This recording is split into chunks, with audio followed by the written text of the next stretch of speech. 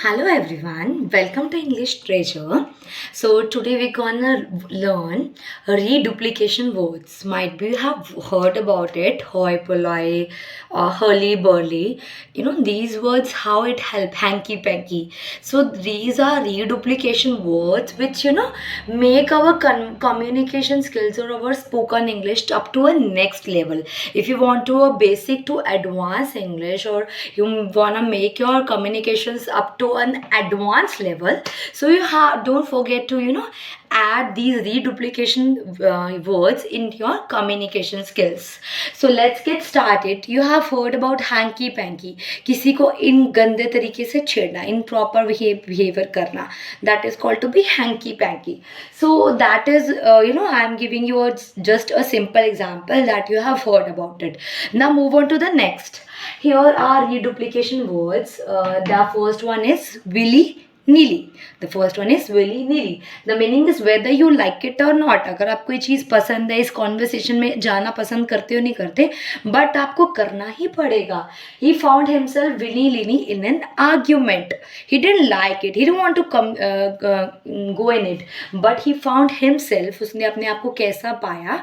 He found himself willy nilly in an argument. He didn't like it, but he have to. The next one is wishy-washy. Wishy-washy means inferior color और quality. कोई चीज़ inferior color की होती है या quality का होता है, बेकार क्वालिटी किसी चीज़ की, या आपको पसंद नहीं है. ठीक है. Water colours are bit wishy washi for my test. मतलब वो इंफीरियर क्वालिटी की है, मेरे टेस्ट के अकॉर्डिंग नहीं है.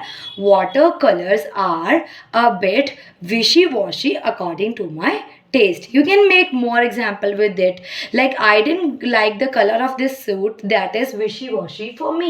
ठीक है, this suit is a wishy-washy, I don't like to wear it. मुझे इसको पसंद नहीं क्योंकि इसके colors that is inferior, not according to my taste. The next one is tittle tattle. Ladies love to do gossip or somewhat talk that is not जिसका कोई तुक नहीं होता, हम कह सकते हैं about a gossip, back biting, that we call tittle tattle. Gossip करना, सिली टॉक करना, या जिसका कोई रियल एविडेंस ही नहीं होता, उस तरह की बातें करना, that is tittle tattle. The story is all tittle tattle and it will all blow over. जो स्टोरी थी, फॉर एग्जाम्पल आपने बचपन में बहुत सारी टिटल टैटल इस तरह की स्टोरीज सुनी होगी अपने टीचर से, मदर से, ग्रैंड पेरेंट्स से, जिसका रियल लाइफ में कोई एविडेंस ही नहीं था. तो दैट इज टिटल टैटल. और गॉसिप भी करना, ladies love to do tittle tattle in the free time. वैसे तो आजकल ऐसा कुछ भी नहीं है. They love to do a new things, they want to achieve their targets too. It is said to be in the past, but it is not in the real life. Now the time has changed. The next one is Tommy rot. Tommy rot means utter foolishness, nonsense. कोई गंदा, मतलब कहते ना he is a nonsense, या उसने बहुत ही बेवकूफ़ी वाला काम करा. He did a tommy rot. I can't believe that he did a tommy rot. उसने ये काम करा, अटर फुलिश नहीं वाला. I am fed up with the harsh tommy rot. मैं पागल हो चुकी हूँ कि इतनी बेवकूफ़ों वाली हरकत, फुलिशनेस, नॉनसेंस वाली हरकत कर सकता है वो. The next is topsy turvy. Topsy turvy means कहते हैं ना हमारी लाइफ बहुत ही ज़्यादा उथल पुथल हो गई है, कुछ बहुत ही अजीब चल रहा है, सब जगह स्ट्रेस है, दैट इज टॉपसी टर्वे. कहीं यहाँ से प्रॉब्लम आ गई, यहाँ से प्रॉब्लम आ गया, that is called to be a topsy turvy. Totally disordered. Totally disordered is called to be a topsy turvy. These days there are a lot of topsy turvy on him. The whole thing is topsy turvy, with the result that greater the output, higher the price. Government has to suffer topsy turvy every day, क्योंकि अगर किसी चीज़ का price up हो जाता है, the public speak up in front of them. So the whole thing is topsy turvy, with the result that greater the output, जितना output होगा price भी इतना increase होगा. The next one is shilly shelly. To hesitate in making decision. आप किसी decision लेना चाहते हो and you are hesitating in it. Don't be shilly shelly if you are going, like अगर मैंने आपको बोला, if you want to fulfill your dreams, focus in it. Take a decision. Don't shilly shelly. Go for it. Decision लेने में घबराओ मत. Stop shilly shally and make decision now. If a supervisor to a subordinate is saying that don't shilly shally but make a decision now, मुझे अभी के अभी बताओ आगे करना क्या है. तो to hesitate while making a decision is called to be shilly shally. Instead of saying hesitation, he can use the word shilly shally. Slap happy, cheerful yet too casual. खुश भी होना और बहुत ही कैजुअल तरीके से.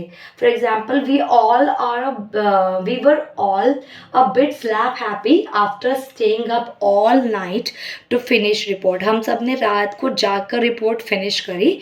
yet cheerful तो था but एक कैजुअल था. We were all a bit slap happy after staying up all night to finish the report. That is called to be cheerful yet casual. That is slap happy.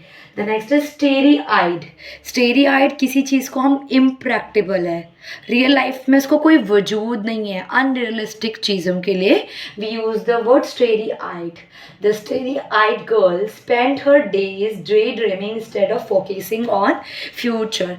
जो daydreams देखे, if you starry eyed you cannot fulfill your dreams. आप अपने dreams को तब तक fulfil नहीं कर सकते जब आप मन करंत खानी सोचते रहेंगे. If you are a starry eyed person, you never ever focus on your goal. The next is rebel rouser.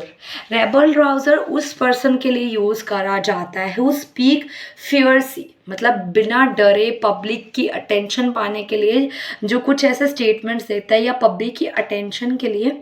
He speak in सच अ वे इधर टू एक्साइट द पब्लिक इधर और एंग्री, मतलब कुछ ऐसी स्टेटमेंट्स देगा जिससे पब्लिक का गुस्सा बढ़ जाए. That is called to be rabble rouser. He was a well known rabble rouser. किसी भी आप पर्सन का नाम ले सकते हैं. He was a well known rabble rouser. The next one is namby pamby. That is weak और sentimental. ठीक है, अगर आपने कोई नैम्बी पैम्बी स्टेटमेंट दिया दैट इज वीक और सेंटिमेंटल, उसका कोई बहुत ही ज़्यादा वीक स्टेटमेंट है. They have a namby-pamby softly approach to the necessary law and order. जो necessary law and order के लिए जो उन्होंने approach ली है that is very namby-pamby. बहुत ही ज़्यादा क्या है वो weak है. The next one is the next one is hoi polloi. Hoi polloi we called a common mass, a group of people or something is humorous, कुछ मजाकिया है. ठीक है, he is in VIP launch where he does not have to mix with the hoi polloi. ठीक है, वो एक VIP launch में है. ठीक है, where he does not have to mix with the common mass. common people के लिए उसके common people के साथ वो mix नहीं हो सकता. he is such a personality, hoi polloi. ठीक है. Next one is hanky panky. Might you have heard this word. किसी के को इनप्रॉपर बिहेवियर करना, किसी के साथ गंदर तरीके से.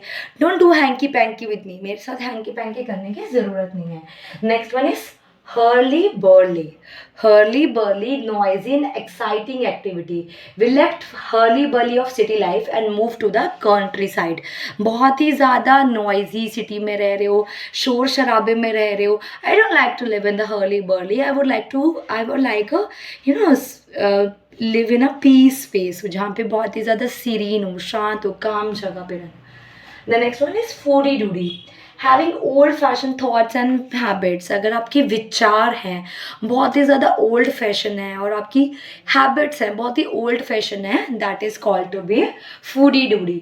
दे think I am old fuddy duddy because I don't approve of tattoo.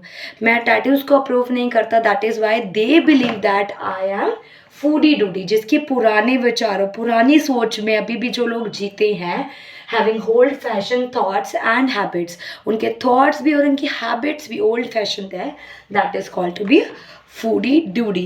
So these all are reduplicative words which help you to make your communication skills up to a next level. So make it a part of your life. Don't forget to like, subscribe and share my channel. Thank you.